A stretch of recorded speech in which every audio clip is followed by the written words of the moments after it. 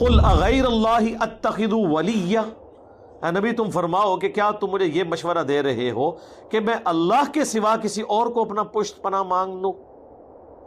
فاطر السماوات والارض، وہ اللہ جو آسمانوں اور زمین کا پیدا کرنے والا ہے، وَهُوَ يُطْعِمُ وَلَا يُطْعَمُ، جو سب کو کھلاتا ہے اور خود کچھ نہیں کھاتا۔ ہوئے ہوئے، سب کو کھلاتا ہے اور خود کھانے کا محتاج نہیں ہے۔ سر اگر یہ کوالٹی کسی میں ہے نا تو وہ مشکل کشا ہو سکتا ہے آپ کا۔ ہاں،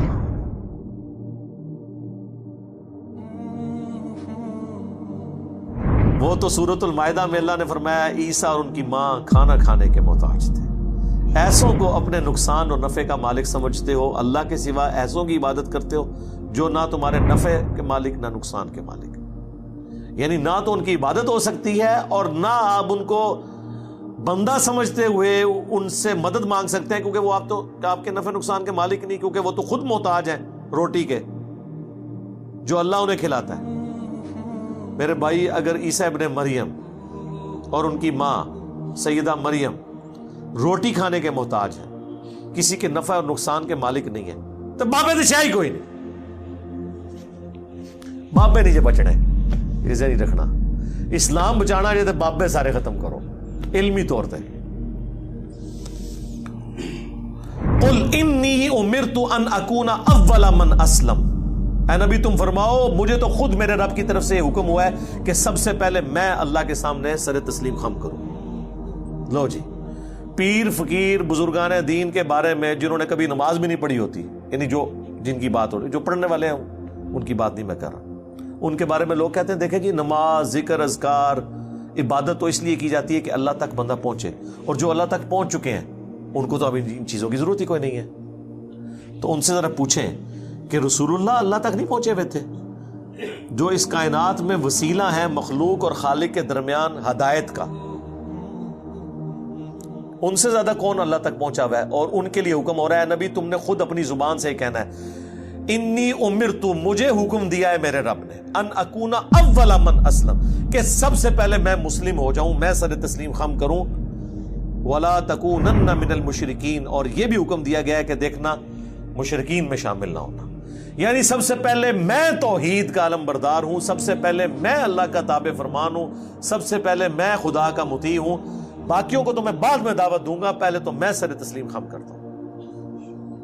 اب مجھے بتائیں، اگر اللہ کے نبی کو یہ حکم دیا جا رہا ہے کہ آپ نے یہ کہنا ہے کہ میں نے شریعت کی پابندی کرنی ہے، میں نے اللہ کے سامنے سر جھکانا ہے، میں نے اللہ کے ایک ایک حکم کی پیروی کرنی ہے، تو باب دشاہی کوئی نہیں،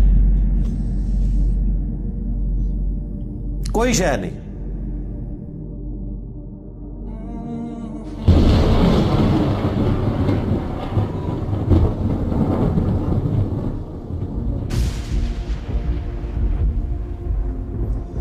قل انی اخاف ان عصیت ربی عذاب یوم عظیم، آ گئی جی آیت جیڑی میرا ہے میں رٹا چھڑی تو سورۃ الانعام میں ہے، سورہ یونس میں ہے، سورہ الزمر میں ہے، 3 دفعہ یہ آیت آئی ہے۔ اے نبی تم فرماؤ بے شک میں تو خود خوف رکھتا ہوں اس بات کا کہ اگر میں نے بھی اپنے رب کی نافرمانی کی تو بڑے دن کا عذاب مجھے بھی آ پکڑے گا۔ اچھا آپ کیا سمجھ رہے ہیں یہ نبی علیہ السلام جو یہ مذاق کے طور پہ باتیں کر رہے ہیں؟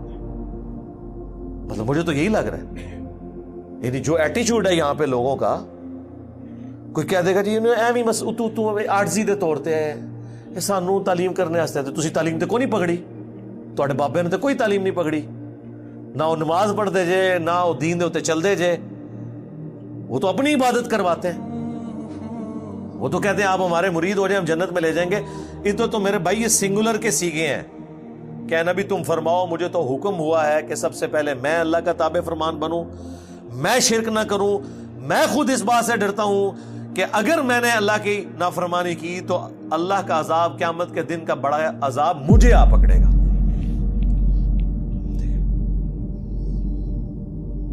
اندازہ کریں، میرے خیال ہے دنیا میں اگر سب سے بڑی کوئی مثال دی جا سکتی تو یہی تھی نا، یعنی اللہ کی مخلوقات میں کوئی رسول اللہ سے بڑھ کر ہے کہ ہم جس کی مثال پیش کریں اور ان کو یہ یقین آئے کہ باب تشائی کوئی نہیں، رسول اللہ سے تو بڑا کوئی نہیں ہے نا، تو باقی لوگ کس کھاتے میں بیٹھے ہوئے ہیں؟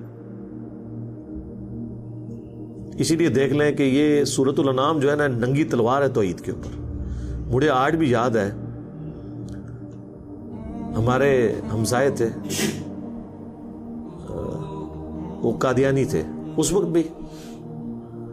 خیر ہم تھے بریلویوں سے بڑا کانفیڈنٹ کون ہوگا, عشق رسول کے علمبردار ٹھیکیدار.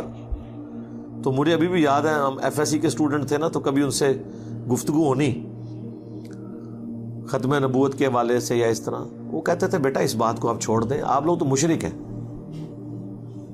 آپ تو اللہ کا تعارف نہیں آپ لوگوں کو, رسول اللہ تک تو بعد میں بات ہوگی.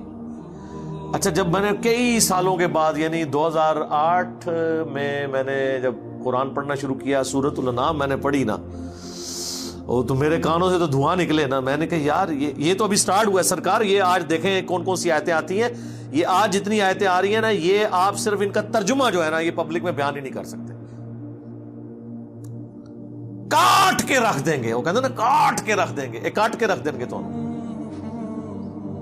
تو اس وقت مجھے یاد ہے انہوں نے مجھے کہا تھا کہ بیٹا سورۃ الانعام کبھی آپ نے ترجمے سے پڑھنی ہے, پھر بتانا ہے کہ آپ لوگ مسلمان بھی ہیں کہ نہیں. تو پھر مجھے بعد میں وہ باتیں یاد آئیں. میں نے کہا دیکھیں مسلمانوں کی پستی کا یہ لیول ہے کہ قادیانی بھی انہیں کچھ نہیں سمجھتے, اندازہ کر لو. یعنی اسی تو شاہی کوئی نہیں سا, جدو قادیانی سانو کچھ نہیں سمجھتے تو باقی تو شاہی کوئی نہیں نا پھر. تو اب یہ دیکھ لیں, من یصرف عنہ یومئذ فقد رحمہ, جو اس دن عذاب سے بچا لیا گیا تو یقیناً اسی پہ اللہ نے رحم کیا. وذالک الفوز المبین, اور یہی ہے کھلی کامیابی. اللہم اجعلنا منہم, آمین. دیکھیں کس لیول تک. لو اگلی ایک اور خوراک لبو. وَإِن يَمْسَسْكَ اللَّهُ بِضُرٍّ فَلَا كَاشِفَ لَهُ إِلَّا هُوَ, اگر اللہ کسی کو پکڑ لے تکلیف کے اندر تو اس تکلیف کو کوئی نہیں چھڑا سکتا سوائے اس اللہ کے, یا سوائے عبد القادر جیلانی کے بقول بابوں کے. او جی وہ مصیبت آئی پھیر دیں نے کسی اور تے سٹ دیں نے 11ویں دیا کرو. قرآن تو کہہ رہے نہیں, جب اللہ پکڑ لے کوئی نہیں چھڑا سکتا, کوئی پیغمبر, کوئی فرشتہ, کوئی جن, کوئی بابا سوائے اس کے. اور ظاہر ہے یہ تکلیف دور کرنا یہ اللہ کی کوالٹی ہے, یہ اس کے ساتھ خاص ہے. سورہ نمل کی آیت نمبر 62 ہے میرے خیال ہے, وہ ایک سمجھ لیں جسے وہ تاش کی لینگویج میں کہتے ہیں نا یکا, وہ ہے وہ آیت. ہم جب کہتے ہیں نا ایاک نعبد و ایاک نستعین, اے اللہ تیری عبادت کرتے ہیں تجھ سے مدد مانگتے ہیں, تو یہ کہتے ہیں دیکھیں ہم بزرگوں سے بھی جو مانگتے ہیں نا وہ اللہ سے ہی لے کے دیتے ہیں. آپ امی سے روٹی جو مانگتے ہیں تو کیا یہ شرک ہے؟ اس کا ہم ان کو جواب دیتے ہیں کہ میرے بھائی یہ تو اسباب ہے, ان کا قرآن میں حکم ہے وَتَعَاوَنُوا عَلَى الْبِرِّ وَالتَّقْوَى وَلَا تَعَاوَنُوا عَلَى الْإِثْمِ وَالْعُدْوَانِ, نیکی اور پرہیزگاری کے کاموں میں ایک دوسرے کی مدد کرو, برائی میں الگ رہو. وہ کہتے ہیں ٹھیک ہے, لیکن اب دیکھیں جو بزرگان دین ہیں وہ بھی اللہ سے ہی لے کے دے رہے ہوتے ہیں, پیچھے اللہ ہی ہوتا ہے. اللہ نو پیچھے کر دو, ہاں کر دو پیچھے. وہ اسی کہنے یار قرآن دی پیروی کر دو, وہ کہتے ہیں اصل میں ساڈے بزرگوں اور اماماں نے بھی قرآن دی دسیا پیچھے نبی علیہ السلام ہی نے, نبی بھی پیچھے اللہ بھی پیچھے, وہ منتسو پیچھے کے رہ گئے تھوڑے پلے. جو مسلمان اللہ رسول کو پیچھے کر دے اور بابے اور بزرگ آگے لے آئے تو وہ اپنے ایمان کی فکر کرے. پھر ہم انہیں سمجھاتے ہیں کہ دیکھیں بارش اللہ برساتا ہے لیکن ڈیوٹی فرشتوں کی, ہم مانگتے کس سے ہیں؟ اللہ سے. فرشتوں سے مانگیں گے تو مشرک ہے. وہ کہتے ہیں یہ ساری باتیں آپ کی ٹھیک ہیں, لیکن قرآن میں یہ تو آیا کہ اللہ ہی سے مانگتے ہیں, یہ تو نہیں آیا کہ کسی اور سے نہیں مانگتے. دیکھو ذرا اندازہ کرو. تو ہم نے کہا یہ بھی آیا ہوا ہے سورہ نمل کی آیت نمبر 62, توحید کی فیلڈ میں یکا, جس طرح آپ وہ کہتے ہیں نا تاش کی لینگویج میں, اَمَّن يُجِيبُ الْمُضْطَرَّ اِذَا دَعَا, بھلا بتاؤ تو کون ہے جو مصیبت میں گھرے ہوئے شخص کی فریاد کو سنتا ہے, وَيَكْشِفُ السُّوءَ, اور اس کی تکلیف اس سے دور کر دیتا ہے, وَيَجْعَلُكُمْ خُلَفَاءَ الْأَرْضِ, اور تمہیں خلیفہ کرتا ہے اگلوں کا زمین پر. یعنی جب تمہارے آباء و اجداد مرتے ہیں تو تمہارے مرنے کے بعد تمہاری اولاد, سب ایک ایک کر کے مر رہے ہیں, اللہ جو ہے وہ زندہ ہے, ایک ایک کر کے وہ آنے والی نسلوں کو زمین کا مالک بناتا جاتا ہے. اصل مالک کون ہے؟ اللہ. اِلَٰهٌ مَّعَ اللَّهِ, کیا اللہ کے ساتھ کوئی اور الہ بھی ہے جس کی یہ کوالٹیز ہوں؟ قلیلا ما تذکرون، لیکن نصیحت بہت کم ہی حاصل کرتے ہو۔ کون سی کوالٹی؟